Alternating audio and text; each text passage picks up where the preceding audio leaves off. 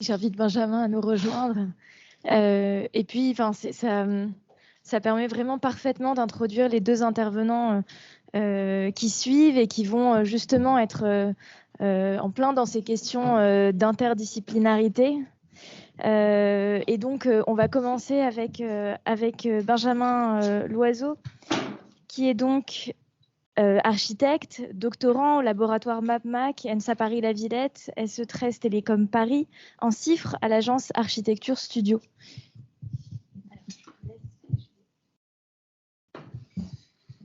Bonjour à tous. Merci beaucoup. Mais comme tout le monde l'a dit déjà, merci beaucoup. École d'architecture de Paris-Val de Seine, je suis très content de revenir ici. Moi, j'ai été étudiant ici. J'ai été la première promo à passer son diplôme ici, en 2008. Ça sentait encore la peinture. Donc, je suis très content de revenir sur les lieux du crime. Donc, rapidement, j'ai passé mon diplôme en 2008. Donc, je suis praticien depuis quelques années maintenant. J'ai démarré une thèse il y a 1 an et demi en CIFRE. La particularité de ma thèse, c'est qu'elle est en co-direction avec Antonella Tufano, donc au MacMap, donc une thèse en architecture, mais aussi avec Stéphane Saffin à Télécom Paris, institut interdisciplinaire de l'innovation. Stéphane qui est ergonomiste de la cognition. Donc ça amène une dimension particulière à l'architecture et à la conception en général. Donc ma thèse s'intéresse à l'implication des futurs utilisateurs de l'architecture du logement en phase de métaconception. Et la particularité que je vais vous proposer dans ma thèse, c'est de prendre ce thème qui connaît beaucoup de succès aujourd'hui à travers le prisme du co-design et plus généralement des design studies et du design thinking.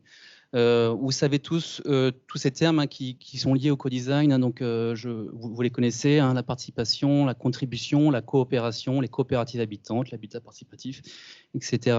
Je vais vous proposer une définition du co-design, c'est là-dessus que je vais me tenir pour pouvoir justement fonder ma recherche.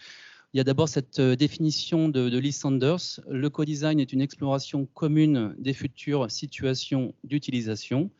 C'est une définition sur laquelle je me base, auquel j'ajouterai seulement une exploration commune avec ses futurs utilisateurs. Une autre définition proposée par Kimball, Lucy Kimball en Angleterre, le co-design est un parcours d'apprentissage pratique qui ouvre la société au dialogue et qui combine les ressources de manière efficace pour concevoir des projets utiles et significatifs.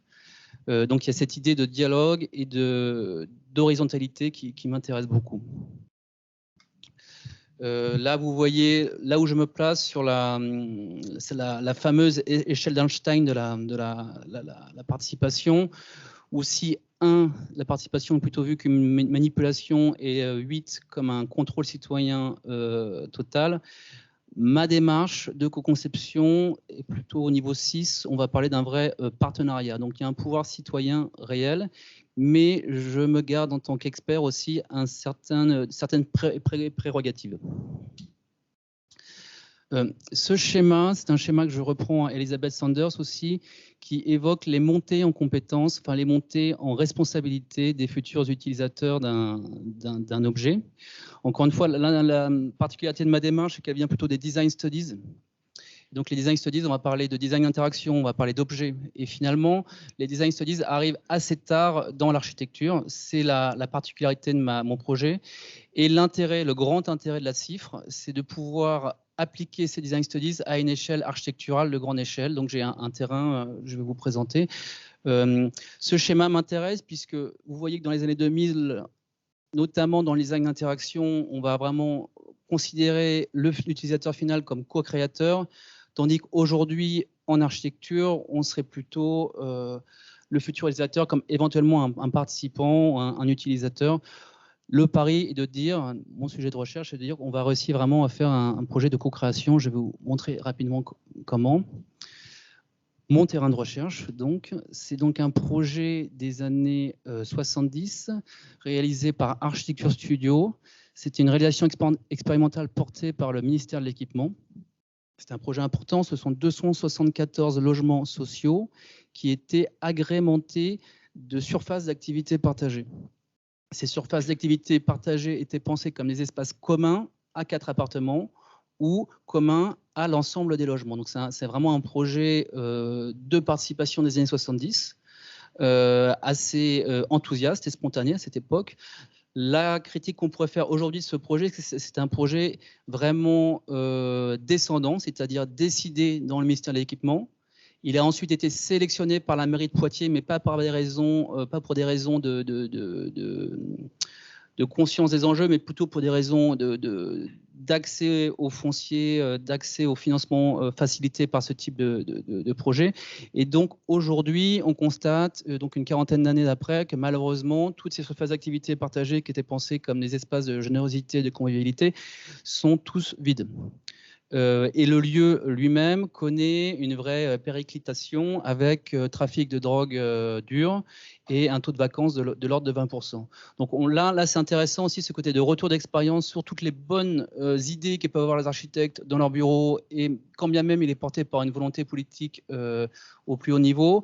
Si sur le terrain, c'est évidemment pas tenu sur le long terme, ça fonctionne pas.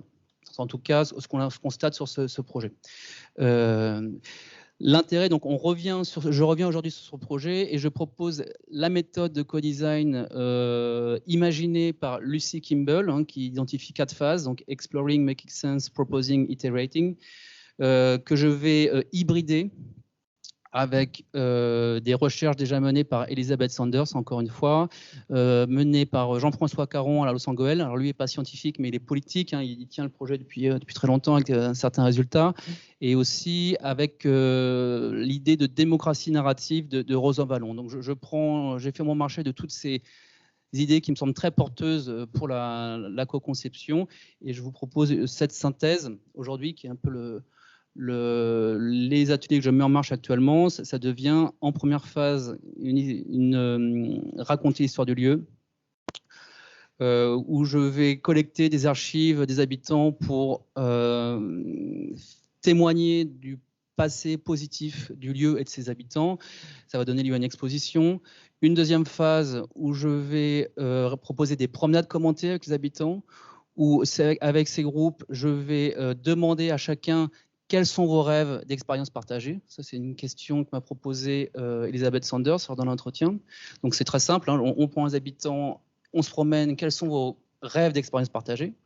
Donc, on est vraiment dans la maîtrise d'usage.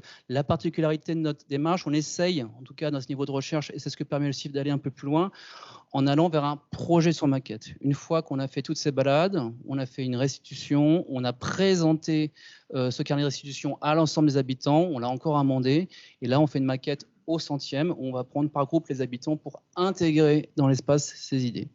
C'est ce que j'appelle le projet sur maquette. Chaque groupe a sa maquette. À l'issue de ces ateliers, on croise les projets de chacun et on essaye de faire une synthèse de ces projets. C'est toute cette démarche de projet que j'appelle spontané. Ce n'est pas un projet d'architecture en tant que tel, c'est un projet spontané qui va me permettre d'interpréter les besoins, les idées formulées par les habitants, mais pas seulement les habitants aussi, mais les services techniques, par les futurs utilisateurs potentiels. Donc on a vraiment mis tout le monde autour de la table, qui va me permettre, avec la maîtrise d'ouvrage, de faire un projet conscient des enjeux sur le site. Comme ça a été évoqué tout à l'heure sur ce projet, la difficulté que j'ai, moi, c'est que j'ai 3 casquettes. Vraiment, là, j'ai la casquette d'animateur de ces ateliers, je vais avoir la casquette de maître d'œuvre, et j'ai aussi la casquette de chercheur. Donc, il y aura effectivement un vrai travail à faire pour démêler tout ça. Donc pour illustrer mon propos, donc là la première phase, donc avec cette phase d'exposition du lieu et de présentation de démocratie narrative chère à Rosan Vallon, où on a fait d'abord du porte-à-porte, on a pris des photos des gens, on a demandé aux gens de nous donner des archives d'eux-mêmes sur ce site.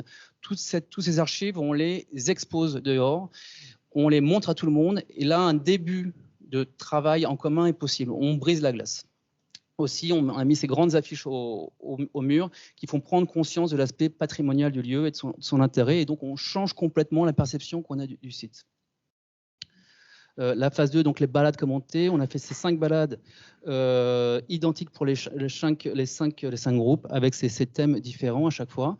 Donc là, vous voyez une belle translation entre le monde de la théorie, donc Lucy Kimball hybridée avec Elizabeth Sanders et hybridée avec Pierre Rosanvallon, et cette application, vérification, expérimentation, évaluation sur la place de la Grand Goule de Poitiers. Donc là, vous voyez l'animateur en pleine action qui va s'entretenir avec les habitants pour enregistrer les besoins. De façon pratique, une solution que je vous propose pour de futurs ateliers à transcrire, c'est ce travail qui marche assez bien, c'est ce travail avec le micro que je tiens à la main, qui sert de bâton de parole et qui symbolise la prise de parole pour chaque habitant et qui permet à toutes les personnes qui prennent la parole de ne pas se superposer. Ça, c'est quelque chose qui a fonctionné assez bien. Ce micro est relié par Bluetooth à une caméra et tout est intégralement enregistré. Là, vous avez une illustration du travail sur maquette. Vous avez un point de vue depuis la caméra en hauteur où, une fois tous les ateliers réalisés, vous voyez la mise en volume des idées réalisées par les groupes les uns après les autres et l'enregistrement de l'intégralité des maquettes, du travail sur maquette réalisé par la caméra depuis ce point de vue et sa retranscription derrière.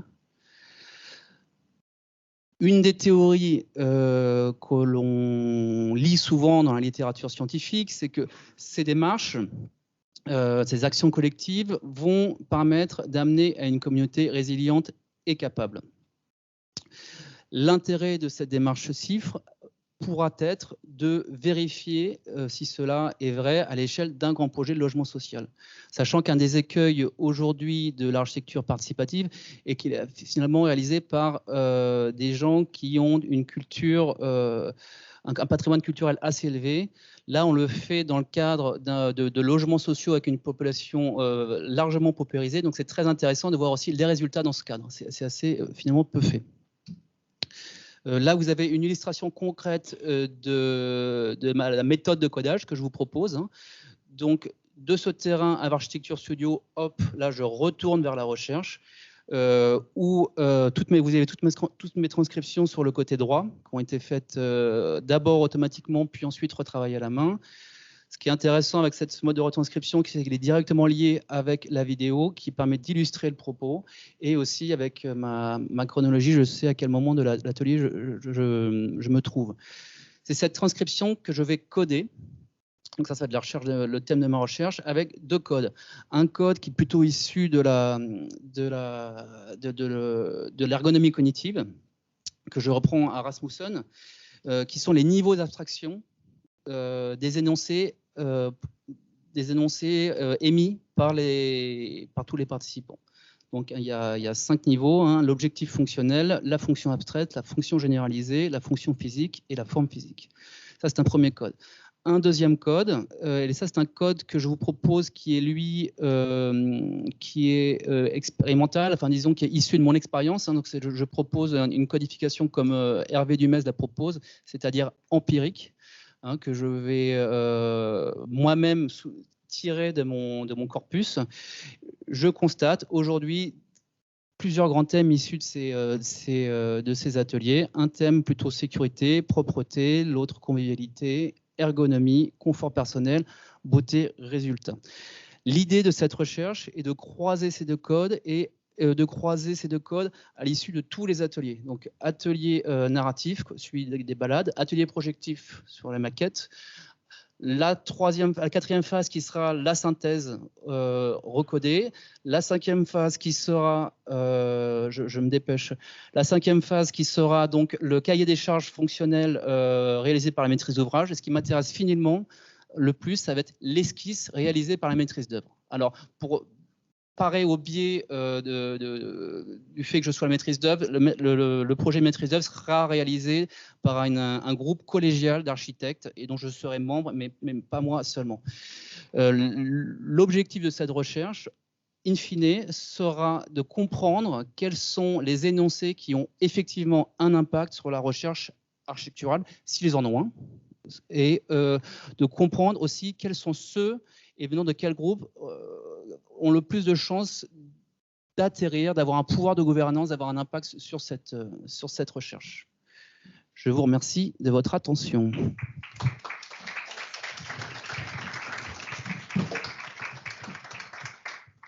Merci beaucoup. Ça soulève des questions très riches à la fois sur la méthode et sur une recherche qui cherche elle-même à produire une future méthode et des outils. Donc, on est vraiment sur le sujet se croise dans différentes directions.